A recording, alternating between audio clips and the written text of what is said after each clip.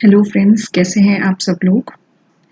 Last class में मैंने discussion किया था कुछ कंपनी ऑडिट के ऊपर ही।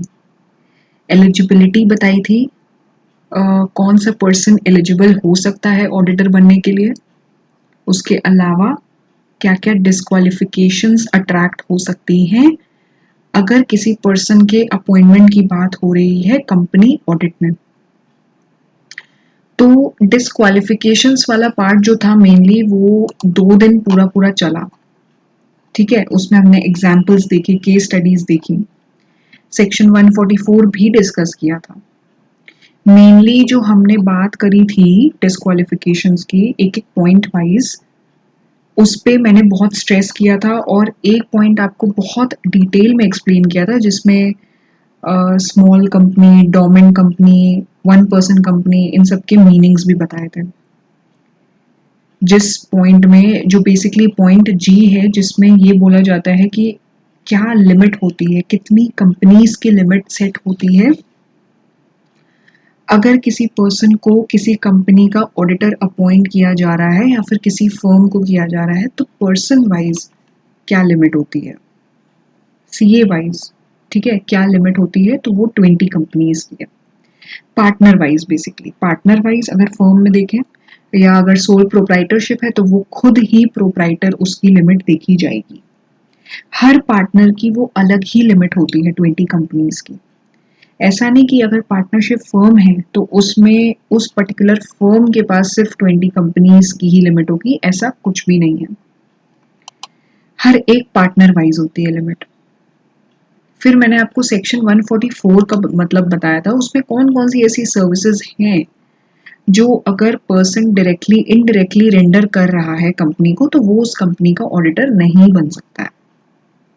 वो कुछ सर्विसेज मैंने डिस्कस की थी आपसे, एग्जाम्पल्स, केस स्टडी डिस्कस की थी। अब हमारा जो नेक्स्ट सेक्शन है दैट इज 139। आप सोच रहे होगे कि हमने 141 तो पहले ही पढ़ लिया और बाद में 139 पढ़ रहे हैं, क्योंकि देखिए अगर हम सेक्शन वाइज चलेंगे ना तो सबसे पहले जो हमारे लिए इम्पोर्टेंट था समझना that was eligibility and disqualification of auditor. Auditor के अपॉइंटमेंट से पहले ये तो कम से कम पता चले ना कि क्या वो पर्सन एलिजिबल भी है ऑडिटर बनने के लिए, क्या वो डिस्क्वालिफाइड तो नहीं है। जब तक हमें ये नहीं समझ आएगा तो हम उसे अपॉइंट कैसे कर पाएंगे। तो इसलिए सबसे पहला पॉइंट जो डिस्कस होता है that is eligibility and disqualification of auditor. उसके बाद हम उसके अपॉइंटमेंट की बात करते हैं। अच्छा, अब उसने फर्स्ट टेस्ट अपना क्लियर कर लिया है, पर्सन ने, वो एलिजिबल है, अब अपॉइंटमेंट की बात करो। तो इसीलिए भले ही सेक्शन नंबरिंग में आपको लग रहा हो कि 141 पहले पढ़ लिया, 139 बाद में पढ़ रहे हैं, लेकिन कोई भी प्रॉब्लम नहीं है इसमें, क्योंकि हमने सीक्वेंस से चलना है। पहले एलिजिबिलिटी, डिस्क्वालिफिकेशन, फिर अपॉइंटमेंट। अब अपॉइंटमेंट में भी 2 हेड्स होते हैं।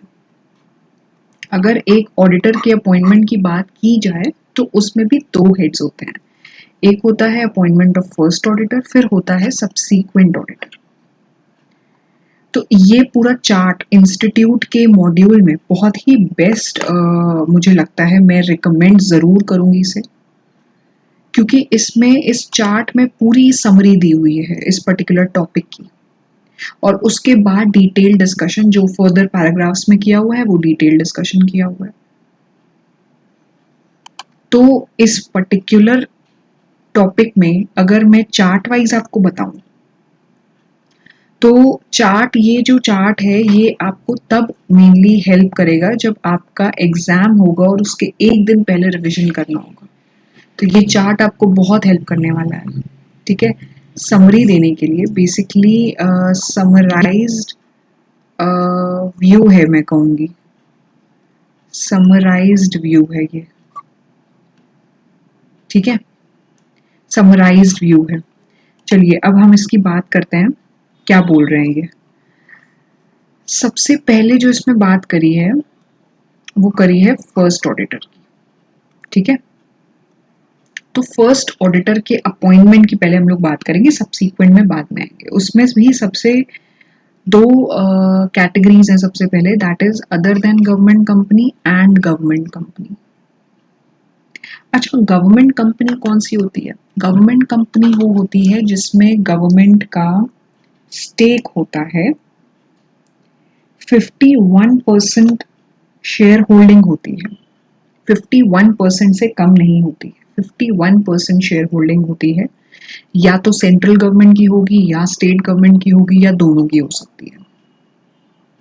ठीक, तो जब फर्स्ट ऑडिटर की बात करेंगे तो फर्स्ट ऑडिटर में भी दो कैटेगरीज हैं। एक गवर्नमेंट कंपनी के केस में क्या अपॉइंटमेंट के रूल्स होंगे, and other than government company. Other than government मतलब उसमें प्राइवेट भी आ जाएंगी, बाकी सब भी आ जाएंगी जिसमें गवर्नमेंट का स्टेक नहीं है। तो दो कैटेगरीज हैं, ठीक है। सबसे पहले समझते हैं अदर देन गवर्नमेंट कंपनी। तो अदर देन गवर्नमेंट कंपनी में भी कैसे अपॉइंटमेंट होगा ऑडिटर का? बीओडी करेगा, बोर्ड ऑफ डायरेक्टर्स करेंगे। अगर बोर्ड ऑफ डायरेक्टर्स नहीं कर रहे हैं तो फर्दर स्टेप क्या होगा? Hold the office till the conclusion of first annual general meeting. कहने का मतलब है ये थोड़ा शॉर्ट में है, आपको हो सकता है फर्स्ट टाइम में ना समझ आए, बट जैसे जैसे हम लोग पैरा वाइज पढ़ेंगे ना तो समझ आने लगेगा। फिर गवर्नमेंट कंपनी के अपॉइंटमेंट की बात की है तो उसमें CNAG अपॉइंटमेंट करता है, controller and auditor general of India appointment करता है ऑडिटर का 60 दिन के अंदर, ठीक है। और अगर फेलियर हो तो वैसे अलग से रूल्स इसमें मेंशन्ड है, वो हम डिटेल में पढ़ेंगे। फिर सब्सीक्वेंट ऑडिटर की बात की है तो सब्सीक्वेंट ऑडिटर में भी दो कैटेगरीज हैं, government company, other than government company. तो अगर गवर्नमेंट कंपनी के अलावा है तो मेंबर्स ही उसे अपॉइंट करेंगे, नहीं तो CNAG अपॉइंट करेगा कमेंसमेंट के 180 डेज के अंदर अंदर। अब हम इसको पहले डिटेल में पढ़ते हैं, फिर चार्ट पे दोबारा से आ जाएंगे, क्योंकि डिटेल स्टडी सबसे पहले ज़रूरी होती है। जब हम सेक्शन की रीडिंग करते हैं, फर्स्ट टाइम रीडिंग करते हैं, तो सबसे ज़्यादा ज़रूरी यही होता है कि पहले उस सेक्शन को डिटेल में पढ़ें, एलैबोरेटिव व्यू लें उसका, उसके बाद चार्ट पे आ जाएं। ठीक, तो अब अगर फर्स्ट कंपनी की बात हो रही, सॉरी फर्स्ट ऑडिटर की बात हो रही है अदर देन गवर्नमेंट कंपनी। अब देखिए इसमें अगर हम फर्स्ट ऑडिटर में दो कैटेगरीज आ जाएंगी, government company and other than, तो सबसे पहले जो इसमें कवर हो रहा है that is other than government company. तो इस केस में फर्स्ट ऑडिटर कैसे अपॉइंट होगा? कौन अपॉइंट करेगा? बोर्ड ऑफ डायरेक्टर्स अपॉइंट करेंगे। कितने दिन के अंदर? Within 30 days from the date of registration of company. Within 30 days, अब ये लिमिट कितनी की दी हुई है? 30 दिन की दी है।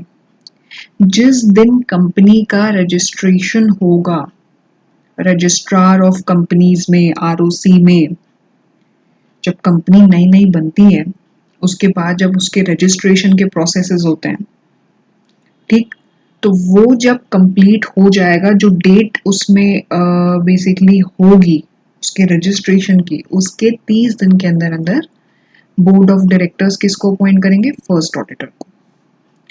अगर बोर्ड ऑफ डायरेक्टर्स नहीं अपॉइंट कर पाए तो वो मेंबर्स को इन्फॉर्म कर देंगे कि हमने अपॉइंटमेंट नहीं किया है। मेंबर्स 90 दिन के अंदर अंदर एक्स्ट्रा ऑर्डिनरी जनरल मीटिंग में ऑडिटर को अपॉइंट कर लेंगे। Appointed auditor shall hold office till the conclusion of first annual general meeting, यानी कि जो नेक्स्ट एनुअल जनरल मीटिंग होगी, जो कि पहली होगी कंपनी की, क्योंकि कंपनी नई नई फॉर्म हुई है, उसका भी अभी रजिस्ट्रेशन हुआ है, तो उसकी फर्स्ट मीटिंग जो होगी एनुअल जनरल मीटिंग, उसमें अपॉइंटेड ऑडिटर उस डेट तक ऑफिस होल्ड करेगा। उसका रीअपॉइंटमेंट जब होगा ना, तब वो सब्सीक्वेंट ऑडिटर की कैटेगरी में आ जाएगा, तब वो फिर फर्स्ट ऑडिटर नहीं रहेगा उस कंपनी के लिए। यानी कि अगर हम फर्स्ट ऑडिटर की बात करें, अभी आप लोग उस टर्म पे मत जाइए, EGM एंड AGM, उस पे मैं आऊंगी। पहले एक इसका कॉन्सेप्ट समझते हैं। फर्स्ट ऑडिटर का अपॉइंटमेंट कौन करेगा? Board of directors. कितने दिन में? 30 डेज में। ठीक, कौन सी डेट से? From date of registration of company. अगर बोर्ड ऑफ डायरेक्टर्स नहीं कर पाए तो वो किसको इन्फॉर्म करेंगे? मेंबर्स को। और मेंबर्स कितने दिन में अपॉइंटमेंट करेंगे? 90 दिन के अंदर। कहाँ करेंगे? At EGM.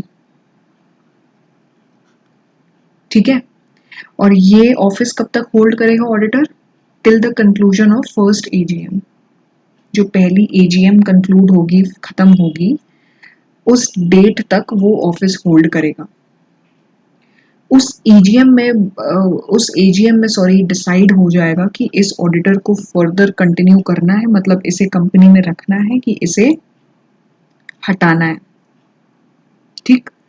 तो अब इस बारे में अगर हम बात करें एजीएम के बारे में सबसे पहले एंड ईजीएम, ये होती क्या है? कौन सी ऐसी जनरल मीटिंग है जिसके इतने दो अलग अलग टर्म्स क्यों हैं, डिफाइंड क्यों हैं, लॉ ऐसा क्यों बोलता है? तो इस बारे में पहले डिस्कशन करेंगे। तो अगर हम इसे इतना डिटेल में अभी नहीं पढ़ेंगे, एजीएम ईजीएम मैं आपको बता दे रही हूँ, क्योंकि इसका डिटेल्ड वर्जन आपको सीए फाइनल में मिलेगा ही मिलेगा। कब कब एजीएम होल्ड होनी चाहिए, कब कब ईजीएम होल्ड होनी चाहिए। तो बेसिकली एजीएम जो होती है उसमें जितने भी कंपनी के अफेयर्स हैं, वर्किंग्स हैं, उससे रिलेटेड डिसीजंस लिए जाते हैं और साल में एक बार होती ही होती है। ईजीएम की बात करें तो जितने भी अर्जेंट मैटर्स अगर डिस्कस होने होते हैं, जैसे इस केस में डायरेक्टर्स यानी कि बोर्ड ऑफ डायरेक्टर्स जब ऑडिटर का अपॉइंटमेंट नहीं कर पाए, फेल हो गए वो, तो उन्होंने मेंबर्स को इन्फॉर्म किया। फिर मेंबर्स ने एक ईजीएम होल्ड करी और उसमें अपॉइंटमेंट कर दिया ऑडिटर का। तो जितने भी अर्जेंट मैटर्स हैं, कुछ ऐसे बहुत से इम्पोर्टेंट, कुछ इमरजेंसी वाले अफेयर्स डिस्कस होने हैं, तो वो ईजीएम में डिस्कस होंगे ही होंगे। ठीक। अब इसके अलावा एक केस स्टडी दी हुई है, तो वो भी हम देखते हैं और फिर हम पढ़ेंगे फर्स्ट ऑडिटर के अपॉइंटमेंट के बारे में, अगर गवर्नमेंट कंपनी हो तो। इसमें गवर्नमेंट कंपनी की डेफिनेशन भी दी है, जो अभी मैंने आपको बताई उसकी डेफिनेशन दी है इसमें। केस स्टडी ये बोलती है कि एक कंपनी के मैनेजिंग डायरेक्टर ने खुद ही सीए का अपॉइंटमेंट करना चाहा, प्रैक्टिसिंग सीए को अपनी कंपनी का, मतलब उस कंपनी पिजन लिमिटेड का फर्स्ट ऑडिटर बनाने के लिए। तो क्या ये सही है? तो इसमें केस स्टडी हो या कोई भी एग्जाम्पल फॉर्म में कोई भी क्वेश्चन आ जाए पेपर में, तो जो सबसे पहला वे होता है आंसर करने का, जो सबसे सही वे होता है, उसमें सबसे पहले सेक्शन कोट किया जाता है कि सेक्शन 139 सब सेक्शन 6 क्या कहता है। ये बोलता है कि first auditor of a company shall be appointed by board within 30 days from date of registration of company and in the instant. अब इतना बता दिया, अब इसके बाद आपको ये सब नहीं बताना है कि मान लीजिए बोर्ड ने अपॉइंट नहीं किया तो मेंबर्स की बारी आई, फिर मेंबर्स करेंगे। वो क्वेश्चन टू क्वेश्चन डिफर करेगा मैटर। मेंबर्स की बारी, मेंबर्स के बारे में लिखने का टर्न तभी आएगा जब उस क्वेश्चन में ये बात हो रही हो कि डायरेक्टर अपॉइंट करना भूल गए या वो नहीं कर पाए, तो उन्होंने मेंबर्स से कहा और मेंबर्स ने 90 दिन के ऊपर अपॉइंटमेंट किया, तो क्या ये सही है? इस तरह से केस स्टडी फॉर्म होगी, तब आपको मेंबर्स का रेफरेंस देना होगा। लेकिन अभी इस केस में आपको रेफरेंस देने की ज़रूरत नहीं है, सिर्फ बोर्ड के बारे में बताइए कि बोर्ड को कब तक अपॉइंटमेंट करना होता है। तो 139 सबसेक्शन 6 के बारे में पहले बताइए, फिर इंस्टेंट केस की बात करिए कि in the given case proposed appointment of the practising CA as first auditor by the managing director is in violation of section 139 subsection 6। क्यों नहीं अपॉइंट कर सकता है? क्योंकि बोर्ड ऑफ डायरेक्टर्स को ही अथॉरिटी मिलती है फर्स्ट ऑडिटर अपॉइंट करने का, ना कि मैनेजिंग डायरेक्टर को। पूरे बोर्ड ऑफ डायरेक्टर्स की टीम ही अपॉइंट कर सकती है, मैनेजिंग डायरेक्टर इंडिविजुअली सीए को अपने ऑडिटर कंपनी का फर्स्ट ऑडिटर नहीं अपॉइंट कर सकता। तो इस केस में मैनेजिंग डायरेक्टर को एडवाइस नहीं किया जाए। उसके बाद जो दूसरा इसमें पॉइंट है वो डिस्कस हो रहा है फर्स्ट ऑडिटर के अपॉइंटमेंट के लिए गवर्नमेंट कंपनी के केस में, तो सबसे पहले तो इसमें डेफिनेशन कवर है। डेफिनेशन क्या बोलती है? गवर्नमेंट कंपनी वो कंपनी होती है जिसमें not less than 51% of the paid up share capital is held by central government, state government या फिर partly by central government and partly by one or more state governments and includes a company which is a subsidiary of such a government company. कोई भी government company है मान लीजिए, उसका 55% stake है किसी दूसरी कंपनी में, है ना, तो उसकी सब्सिडियरी भी गवर्नमेंट कंपनी की डेफिनेशन में आ जाएगी। ठीक, क्योंकि 50% से ज़्यादा अगर स्टेक हो जाता है तो वो सब्सिडियरी बन जाती है पेरेंट कंपनी की। तो इसमें अगर 51% से ज़्यादा होल्डिंग है सेंट्रल गवर्नमेंट की, स्टेट गवर्नमेंट की या partly central partly state government की, तो फिर वो कंपनी गवर्नमेंट कंपनी ही कहलाएगी। पेड अप शेयर कैपिटल की बात हो रही है यहाँ पे, इशूड शेयर कैपिटल नहीं है, पेड अप कैपिटल है। ठीक है, जितना अमाउंट बेसिकली जो शेयर्स के अगेंस्ट में पे कर दिया जाता है कंपनीज को, शेयर होल्डर्स जब पे कर देते हैं, अब यहाँ पे शेयर होल्डर ही अगर गवर्नमेंट है तो यानी कि गवर्नमेंट का 51% जो स्टेक है कैपिटल का, वो उस कैपिटल का है जिसके अगेंस्ट में, जिनके शेयर्स के अगेंस्ट में उन्होंने पेमेंट किया हुआ है। ठीक है, इशूड का नहीं है, पेड अप कैपिटल का है। अब जो दूसरा सेक्शन यहाँ पे डिस्कस हो रहा है वो हो रहा है सेक्शन 139 सब सेक्शन 7। वो क्या बोलता है? गवर्नमेंट कंपनी के केस में फर्स्ट ऑडिटर का अपॉइंटमेंट कैसे होगा। ठीक है, तो उस बारे में बात हो रही है। तो अब सेक्शन 139 सब सेक्शन 7 ये बोलता है, अगर कोई गवर्नमेंट कंपनी है या कोई भी कंपनी है जिसे कंट्रोल कौन कर रहा है, सेंट्रल गवर्नमेंट, डायरेक्टली या इनडायरेक्टली, या फिर स्टेट गवर्नमेंट कर रही है कंट्रोल उसे, या पार्टली सेंट्रल और पार्टली स्टेट गवर्नमेंट कर रही है, तो फर्स्ट ऑडिटर का appointment controller and auditor general of India करेगा। ठीक है, कौन करेगा? CAG करेगा अपॉइंटमेंट। ये एक अलग ही बॉडी कॉर्पोरेट है जो अपॉइंटमेंट करेगी 60 दिन के अंदर, 60 डेज के अंदर अंदर from the date of registration of the company. 60 days की लिमिट है। अगर अदर देन गवर्नमेंट कंपनी की बात करें तो वहाँ बोर्ड ऑफ डायरेक्टर्स को अथॉरिटी दी थी, 30 डेज की टाइम लिमिट थी, यहाँ 60 डेज की टाइम लिमिट है। अब अगर controller and auditor general of India appointment नहीं करता है तो बोर्ड ऑफ डायरेक्टर्स अपॉइंट करेंगे with in next 30 days. Further अगर बोर्ड ऑफ डायरेक्टर्स भी अपॉइंट नहीं करते हैं 30 डेज के अंदर अंदर, तो वो मेंबर्स को इन्फॉर्म करेंगे एंड मेंबर्स अपॉइंटमेंट करेंगे 60 डेज के अंदर अंदर at an EGM, extraordinary general meeting. और ऑडिटर्स कब तक ऑफिस होल्ड करेंगे? Till the conclusion of next EGM, जो अगले साल या जिस टाइम पीरियड में वो EGM आने वाली होगी उस डेट तक वो ऑफिस होल्ड करेंगे।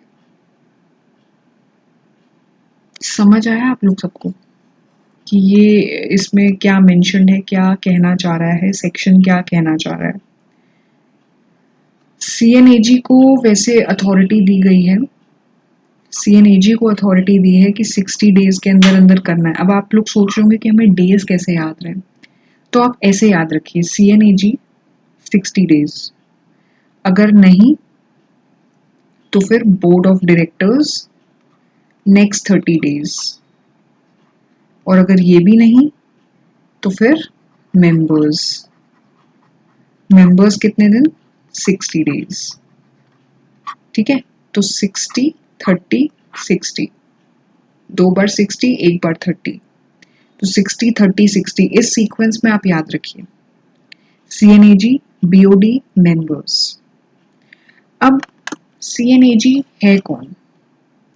Controller and auditor general of India. ठीक है, हमने पढ़ तो लिया, अभी हम केस स्टडी भी कवर करेंगे, इसमें पढ़ तो लिया, बट वो है कौन उसके बारे में। CNAG बेसिकली वो ऑर्गेनाइजेशन है जो गवर्नमेंट से रिलेटेड जितने भी फाइनेंसेस हैं, एक्सपेंडिचर्स हैं, इनकम्स हैं, उनका ऑडिट करती है। गवर्नमेंट से रिलेटेड जितने भी इंस्टीट्यूशंस हैं उनका ऑडिट करती है, जिसमें गवर्नमेंट की 100% होल्डिंग है उन कंपनीज में भी, 51% से ज़्यादा ही है तो फिर वो तो गवर्नमेंट कंपनी हो ही गई, ठीक है। होली ओन सब्सिडरी हो गई, या होली ओन सब्सिडरी नहीं भी है, 50% से ज़्यादा की होल्डिंग है तो वो भी गवर्नमेंट कंपनी में आ जाएंगी। तो उन सब इंस्टीट्यूशंस का ऑडिट करना, उनके फाइनेंसेस चेक करना, उनके एक्सपेंडिचर्स, इनकम्स देखना, तो ये काम होता है controller and auditor general of India का। और ऑडिटर क्योंकि इतनी बड़ी बॉडी है तो वो खुद तो ऑडिट करेगी नहीं, वो अपॉइंट करेगी लोगों को, असाइन करेगी, वर्क डेलीगेट करेगी कि किस ऑर्गेनाइजेशन, किस इंस्टीट्यूशन का ऑडिट किसे असाइन करना है, ऐसे करते हुए इसे बोलते हैं एम्पैनलमेंट प्रोसेस। तो वो एम्पैनलमेंट सीएनएजी करता है। अभी जो हम फर्स्ट ऑडिटर की बात कर रहे हैं ना, तो फर्स्ट ऑडिटर का सिलेक्शन गवर्नमेंट कंपनी के केस में सीएनएजी ही करती है। अब आपको लग रहा होगा कि यहाँ पे बोर्ड ऑफ डायरेक्टर्स ही क्यों नहीं डायरेक्टली अपॉइंट कर ले रहे हैं ऑडिटर, क्योंकि गवर्नमेंट कंपनीज में पब्लिक का पैसा लगा होता है। गवर्नमेंट कंपनीज रिस्क के प्रोन होती ही होती हैं कि पूरा पब्लिक का पैसा उसमें लगा हुआ है, इन्वेस्टमेंट है इतने सारे लोगों का, तो कहीं ना कहीं वो रिस्की एलिमेंट रहता है। भले ही उसमें गवर्नमेंट का एक बैकअप रहता है, जैसे अगर पूरी होल्डिंग नहीं है गवर्नमेंट कंपनी की, 50%, 52-53% है, तो गवर्नमेंट की पार्टली होल्डिंग भी है तो उसका बैकअप है, उसका एक तरह से बोलते नहीं है, एक सपोर्ट है गवर्नमेंट का। बट तब भी वो कंपनी कैसे रन कर रही है, किस तरह से चल रही है, उसे ऑडिट करना भी तो ज़रूरी है। और क्योंकि इतने सारे लोगों का उसमें इन्वेस्टमेंट है, इतने सारे लोगों की सेविंग्स हैं उसमें, तो इसीलिए controller and auditor general of India को ही ये अथॉरिटी दी गई है कि वही अपॉइंटमेंट करें फर्स्ट ऑडिटर का। अब यहाँ पे केस स्टडी दी हुई है, वो पहले डिस्कस कर लेते हैं। केस स्टडी क्या बोल रही है, फर्स्ट ऑडिटर का अपॉइंटमेंट किसने किया है, बोर्ड ऑफ डायरेक्टर्स ने, तो ये तो गलत है। फर्स्ट ऑडिटर का अपॉइंटमेंट 60 डेज के अंदर अंदर सीएनएजी करेगा। कब से, from the date of registration of company. अगर सीएनएजी नहीं कर पाया तो फिर बोर्ड ऑफ डायरेक्टर्स करेंगे 30 दिन के अंदर, और फिर बोर्ड ऑफ डायरेक्टर्स नहीं कर पाए तब फिर मेंबर्स करेंगे 60 डेज के अंदर अंदर ईजीएम में। तो यहाँ पे हमें पहले तो सेक्शन के बारे में लिखना है, सेक्शन 139 सब सेक्शन 7 क्या बोलता है कि फर्स्ट ऑडिटर का अपॉइंटमेंट कौन करेगा। उसके बाद हमें कंपनी के बारे में, इस पर्टिकुलर केस के बारे में बताना है कि फर्स्ट ऑडिटर का appointment controller and auditor general of India करेगा। तो ये जो अपॉइंटमेंट बोर्ड ऑफ डायरेक्टर्स ने किया है ये नल एंड वॉइड है, क्योंकि इस क्वेश्चन में ये नहीं मेंशन्ड है ना कि सीएनएजी अपॉइंटमेंट नहीं कर पाया तो इस वजह से बोर्ड ऑफ डायरेक्टर्स ने किया। अगर ऐसा कुछ होता तो हमारा आंसर डिफर कर जाता, बट ऐसा कुछ मेंशन ही नहीं है, स्ट्रेट फॉरवर्ड की केस स्टडी है। और इतनी स्ट्रेट फॉरवर्ड केस स्टडी आएगी नहीं एग्जाम में, कुछ ना कुछ उसमें ट्विस्ट होगा, ठीक। तो सबसे पहले सेक्शन सब सेक्शन के बारे में mention, and then we have to give the answer about the case study, that's it. बहुत इजी है, बहुत इजी, कुछ खास नहीं है। दो कैटेगरीज हम लोग ने पढ़ी फर्स्ट ऑडिटर के अपॉइंटमेंट की, एक अगर गवर्नमेंट कंपनी नहीं है, दूसरा अगर गवर्नमेंट कंपनी है। Company audit will appear to be, at first instance or at a glance, you'll understand, you'll see that it is little bit difficult, but still when you'll start reading, when you'll start interpreting, then you'll realize actually that it is not so difficult, it is not so messy, and I can understand this very easily, ठीक है। तो ये चीज आपको realise होगी जब एक बार आप कंपनी ऑडिट पूरा पूरा पढ़ लोगे। अब बात हो रही है सबसीक्वेंट ऑडिटर की। तो सबसीक्वेंट ऑडिटर में भी दो कैटेगरीज आ जाएंगी, नॉन गवर्नमेंट कंपनीज में कैसे होगा, गवर्नमेंट कंपनीज में कैसे होगा, ठीक। अगर नॉन गवर्नमेंट कंपनी है, देखिए अब हम लोग सेक्शन 139 सब सेक्शन 1 पढ़ने जा रहे हैं। आप लोग को लग रहा होगा कि 6 और 7 सबसेक्शन पहले ही पढ़ लिया, 1 बाद में पढ़ रहे हैं, तो ऐसा मत सोचिए बिल्कुल भी, क्योंकि हम सीक्वेंस वाइज ही चल रहे हैं। फर्स्ट ऑडिटर के अपॉइंटमेंट की बात की तो फर्स्ट ऑडिटर के बाद ही तो सबसीक्वेंट ऑडिटर आएगा ना, इसलिए इस सीक्वेंस से चल रहे हैं हम, सेक्शन नंबर के सीक्वेंस से नहीं चल रहे हैं। तो अब इसमें अगर हम बात करें तो अगर हम इसकी बात करें सबसीक्वेंट ऑडिटर की नॉन गवर्नमेंट कंपनी के केस में, वैसे तो सेक्शन क्या बोलता है, सेक्शन ये बोलता है कि हर एक कंपनी अपनी फर्स्ट एनुअल जनरल मीटिंग में अपॉइंट करेगी इंडिविजुअल को या फर्म को as an auditor, who shall hold office from the conclusion of that meeting till the conclusion of its 6th annual general meeting and thereafter till the conclusion of every 6th meeting। हर एक company अपनी पहली general meeting में, वो भी annual वाली, EGM नहीं, extraordinary नहीं, क्योंकि एक्स्ट्राऑर्डिनरी में तो अर्जेंट अफेयर्स डिस्कस होते हैं, अलग मैटर्स, स्पेशल मैटर्स डिस्कस होते हैं।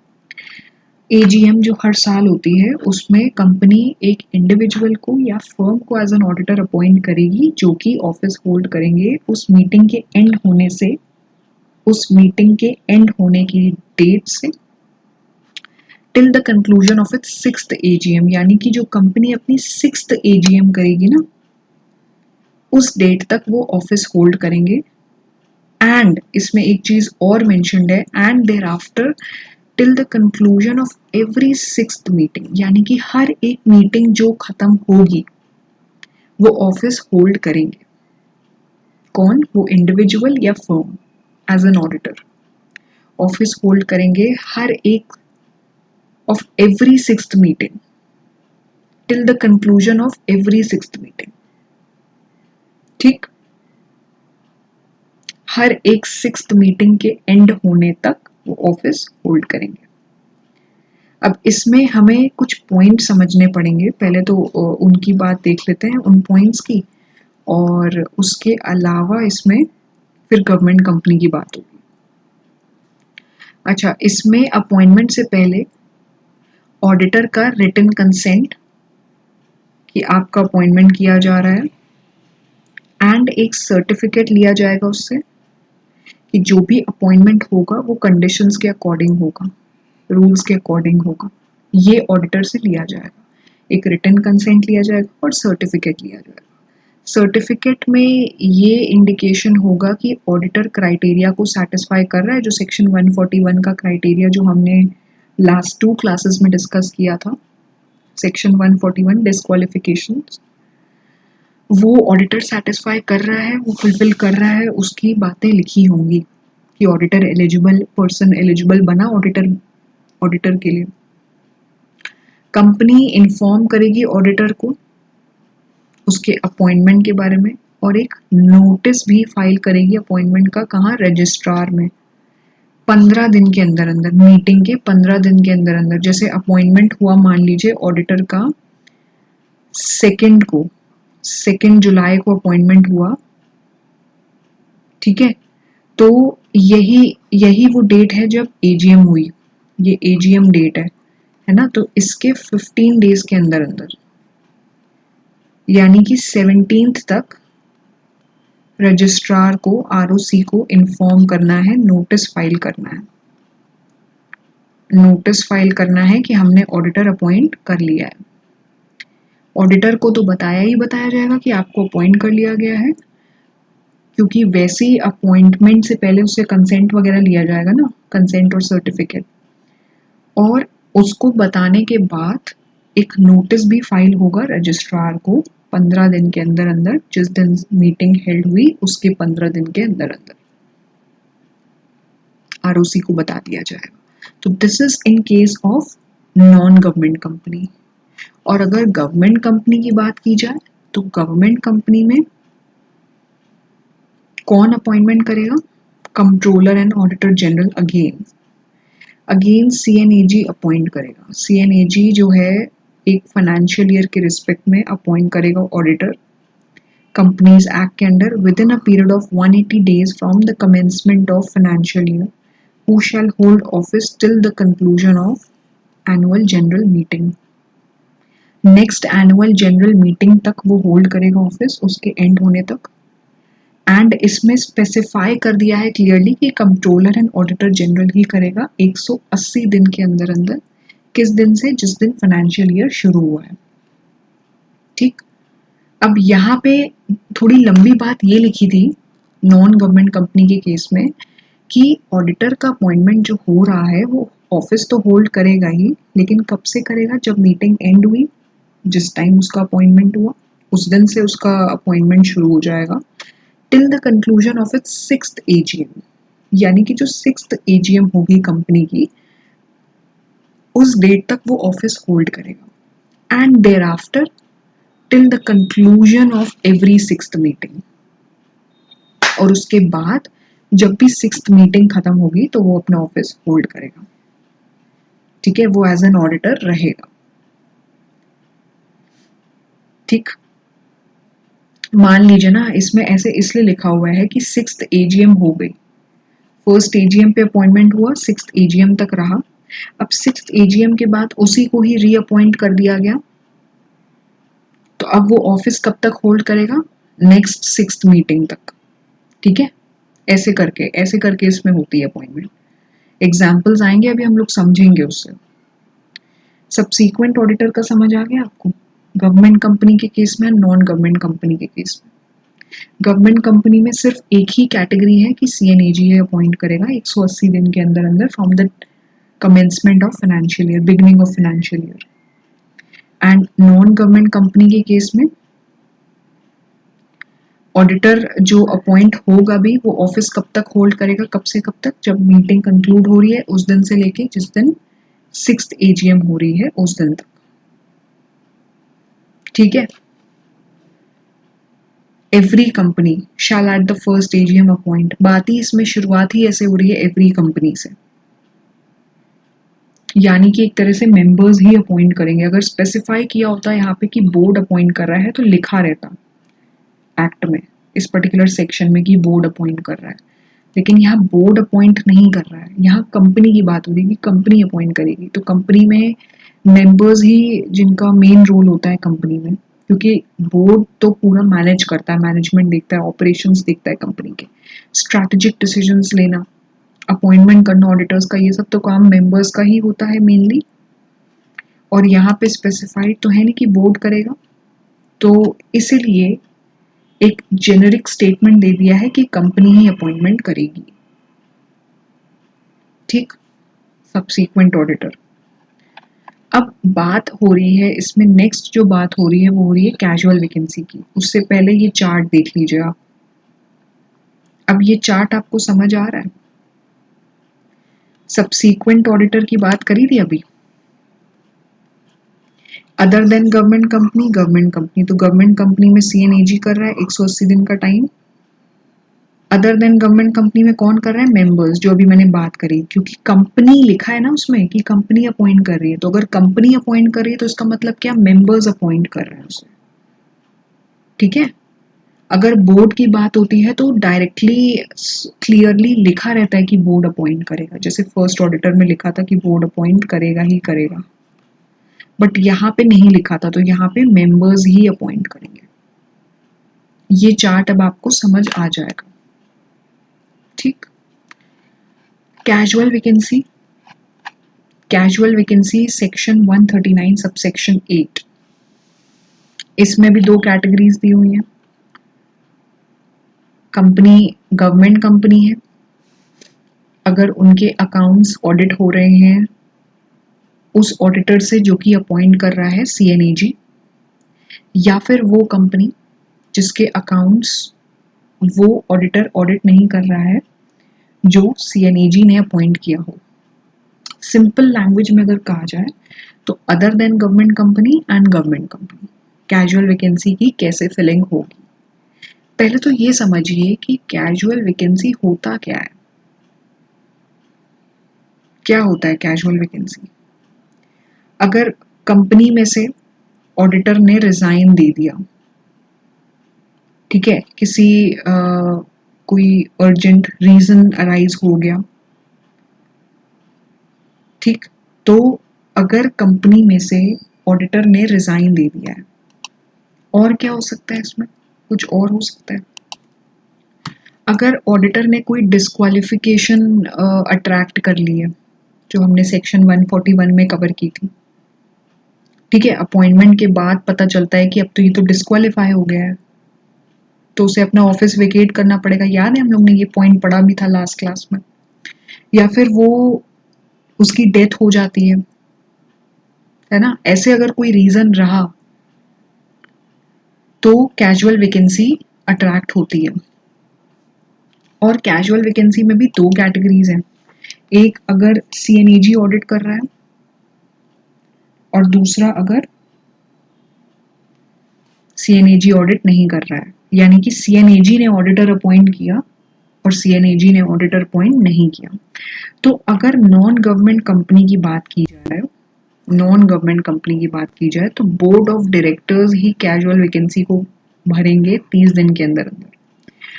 अगर कैजुअल वैकेंसी अराइज हो रही है ऑडिटर के रेजिग्नेशन से, क्योंकि ऑडिटर रिजाइन भी तो कर सकता है, तो इस केस में अपॉइंटमेंट कैसे अप्रूव होगी, जनरल मीटिंग में। और वो जनरल मीटिंग कब हो जानी चाहिए, 3 महीने के अंदर अंदर of the recommendation of board. And वो ऑडिटर ऑफिस कब तक होल्ड करेगा, नेक्स्ट एजीएम तक। समझ आया। अगर मान लीजिए कंपनी के अकाउंट्स ऑडिटर जो सीएनएजी अपॉइंट करता है उसने उसने ऑडिट नहीं किए, मेनली देखिए इसमें थोड़ा सा ना आपको टेक्निकल लगेगा, तो यहाँ मैं लिख दे रही हूँ नॉन गवर्नमेंट कंपनी। अगर नॉन गवर्नमेंट कंपनी के केस में board of directors casual vacancy को फिल करेंगे, 30 दिन का टाइम दिया गया है इन्हें।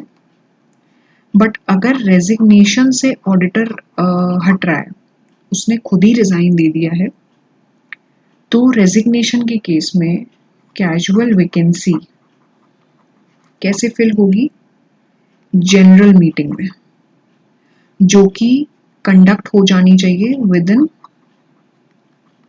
3 months of recommendation of board, यानी कि बोर्ड ने अपनी तरफ से ऑडिटर देख रखा है, रिकमेंड कर रखा है मेंबर्स को। 3 months of recommendation of board, and ये ऑफिस होल्ड कब तक करेगा, नेक्स्ट एजीएम तक। और अगर गवर्नमेंट कंपनी की, ये पूरा जो कॉन्सेप्ट है ये नॉन गवर्नमेंट कंपनी का है, ठीक है।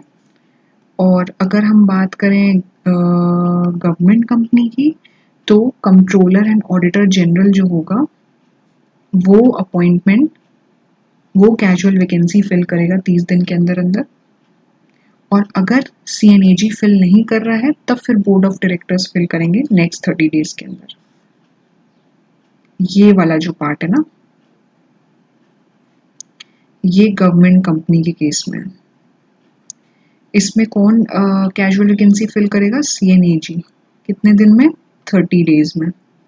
और अगर ये फिल नहीं कर रहा है तो बोर्ड ऑफ डायरेक्टर्स फिल करेंगे 30 डेज में, नेक्स्ट 30 डेज में। ये दो बातें समझ आ गई, बहुत इजी है। अगर आप इसको चार्ट फॉर्म में पढ़ोगे ना तो इजीली आप समझ जाओगे। Filing of casual vacancy in other companies and in government companies. Resignation के केस में बोर्ड रिकमेंड कर रहा है, 3 महीने हो गए हैं, तो उस 3 महीने के अंदर अंदर एक जनरल मीटिंग होल्ड करनी पड़ेगी और वो जनरल मीटिंग में कैजुअल वैकेंसी फिल होगी, ठीक है। अगर ऑडिटर रिजाइन कर रहा है तो, अदरवाइज कोई और रीजन है कैजुअल वैकेंसी अगर होने का, तो बोर्ड ऐसे ही उसे फिल करेगा 30 दिन के अंदर अंदर, ठीक। अब यहाँ पे बात करी है कैजुअल वैकेंसी के केस में, मान लीजिए ऑडिटर अगर खुद रिजाइन कर रहा है कंपनी से, तो एक स्टेटमेंट फाइल करना होता है कंपनी में एंड रजिस्ट्रार को, ऑडिटर को फाइल करना पड़ता है, और वो होता है फॉर्म एडीटी 3। वो होता है फॉर्म एडीटी 3। गवर्नमेंट कंपनीज के केस में भी ऑडिटर स्टेटमेंट फाइल करेगा, किसको, सीएनएजी को, कंपनी को एंड रजिस्ट्रार को। अगर नॉन गवर्नमेंट कंपनीज हैं तो ADT 3 फाइल होगा कंपनी एंड रजिस्ट्रार में। गवर्नमेंट कंपनीज हैं तो CNAG में भी फाइल होगा, कंपनी और रजिस्ट्रार में तो फाइल करना ही करना पड़ेगा किसे, ऑडिटर को। उसमें ऑडिटर को रीजंस बताने पड़ेंगे कि उसने रिजिग्नेशन क्यों दिया है, ये रीजन लिखना जरूरी है। अगर वो रीजन नहीं बताएगा, अब इसमें क्योंकि उसकी पेनल्टी मेंशन्ड है, अगर रीजन नहीं बताता है ऑडिटर तो उसे 5,000 रुपए की पेनल्टी या फिर उसका रेम्यूनरेशन जो डिसाइड हुआ होगा, जो सैलरी डिसाइड हुई होगी ना, इन दोनों में से जो भी लेस अमाउंट होगा उसके लिए ऑडिटर को पीनलाइज किया जाएगा, 5,000 रुपए या जो रेम्यूनरेशन है which ever is less. And in case of continuing failure further penalty लगेगी 500 रुपए हर दिन की। मान लीजिए ऑडिटर को तो ये पेनल्टी स्टार्टिंग में लगी गई, उसकी रेम्यूनरेशन 2,000 रुपए एंड मैक्सिमम लिमिट 5,000 रुपए, जैसे इसमें विच एवर इज लेस, तो 2,000 रुपए तो उसे पीनलाइज किया ही जाएगा 2,000 रुपए के लिए।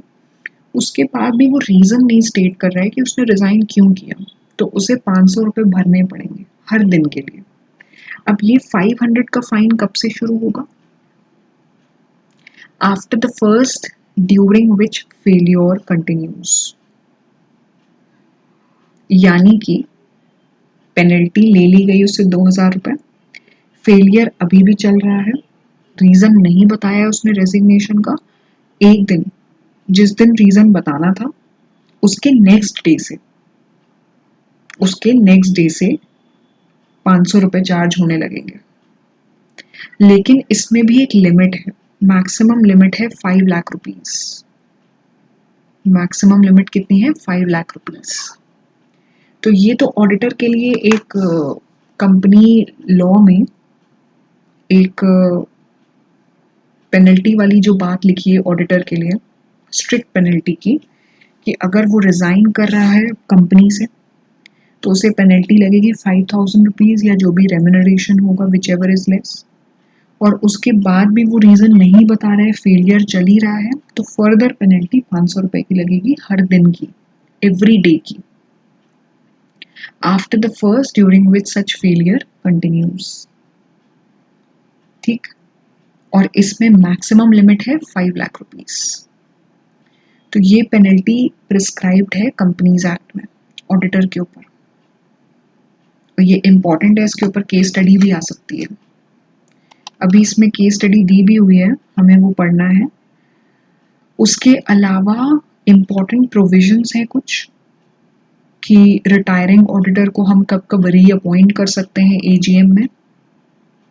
ऑडिटर रिटायर कर गया और उसे हमें दोबारा से अपॉइंट करना है, ठीक है, पहला ऑडिटर भी वही था, सब्सीक्वेंट भी उसे ही रखना है, तो वो कब कब हो सकता है, कौन कौन से उसके कंडीशंस हैं जिसमें हम उसे दोबारा से अपॉइंट कर सकते हैं, वो पॉइंट्स कवर करना है।